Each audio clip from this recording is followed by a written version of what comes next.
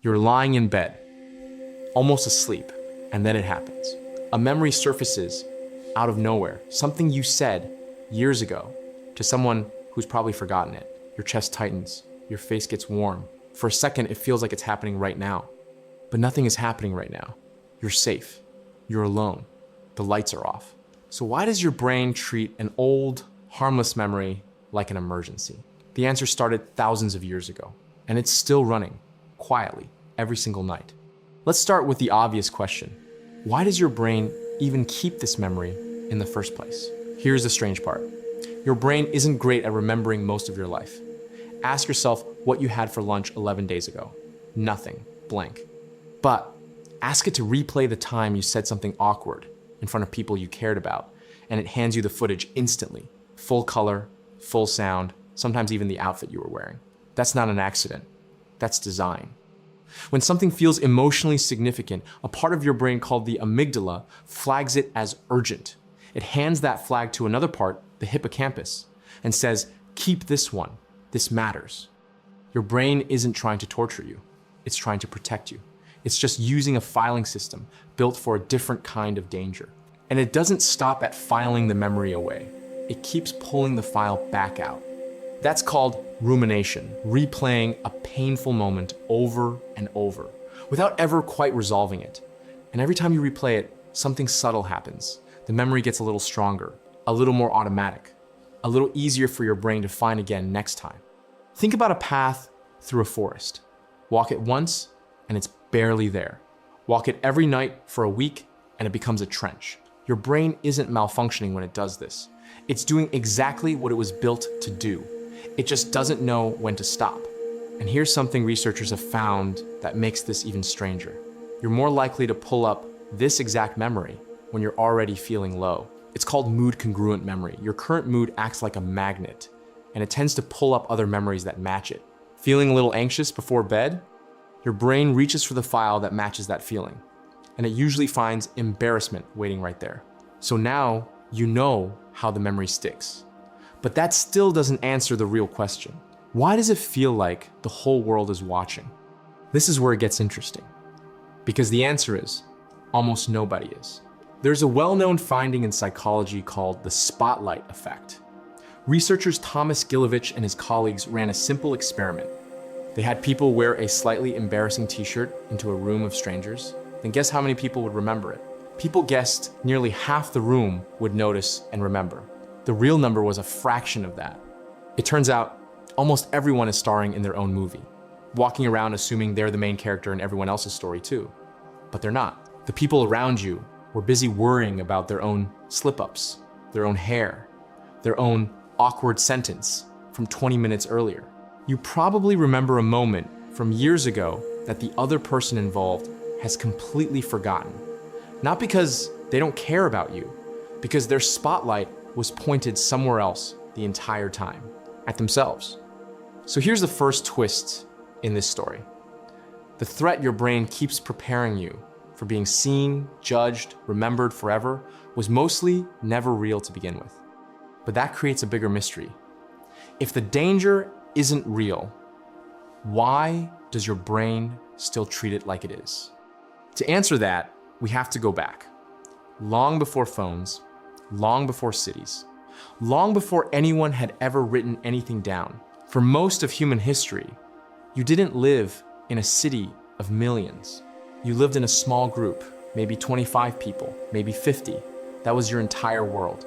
There was no police force, no bank account, no neighboring town to move to if things went wrong. If that small group decided you were too much trouble, too selfish, too disruptive, impossible to trust, they didn't write you a bad review. They could simply stop including you. Anthropologists studying hunter-gatherer societies have documented exactly how this worked. Groups that lived without formal leaders or laws still had a powerful way of enforcing behavior through teasing, through ridicule, through quiet social distance. And if someone kept crossing the line, the group could escalate all the way to shunning them completely. In the most extreme cases, banishment. Outside that circle, alone, without a group to share food, share warning, share protection, your odds of survival dropped fast. So your brain learns something, generation after generation. Being disliked wasn't just uncomfortable, it could be fatal. Now think about embarrassment itself, not as a flaw, as a tool. Psychologist Dacher Keltner spent years studying exactly this. He found that embarrassment has its own specific, recognizable physical signature. The head tilts down, the eyes look away, there's a small, controlled smile. It's not random. It's a sequence, and Keltner traced where that sequence likely came from. Similar reconciliation behavior researchers have observed in other primates after conflict submissive gestures that say, essentially, I know I crossed a line, I'm not a threat, let's fix this. In other words, the blush, the awkward laugh, the urge to look away, that's not weakness. That's an ancient repair function, a built-in apology wired straight into your nervous system, designed to patch the relationship back together before the group decides you're not worth keeping around. Embarrassment isn't your brain failing you. It's your brain trying to save you from a kind of danger that used to be everywhere. Here's the part that makes all of this feel less abstract. Researchers have actually looked at what happens in your brain during social pain, the kind you feel after being excluded, embarrassed, or rejected. And they found something remarkable. The same regions that activate during physical pain, the kind you feel from an actual injury, also activate during social pain. Naomi Eisenberger's research on this is some of the clearest evidence we have. Your brain doesn't fully separate, I broke my arm, from they all went quiet and looked at me.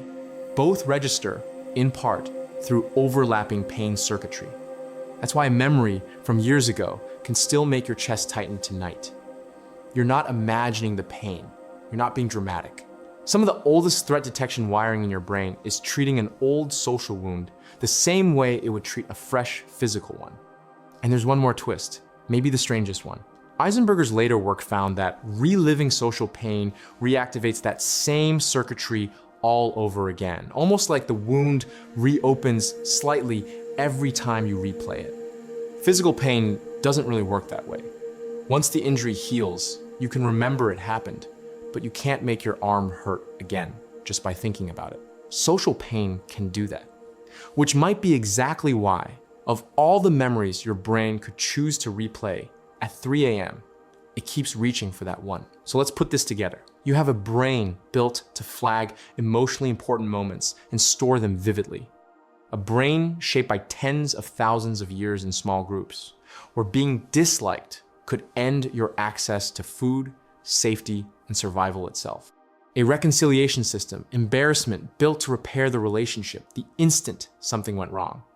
And a pain network so ancient it doesn't fully distinguish between a broken bone and a broken reputation. Put all of that together, and the 3 a.m. replay stops looking like a glitch.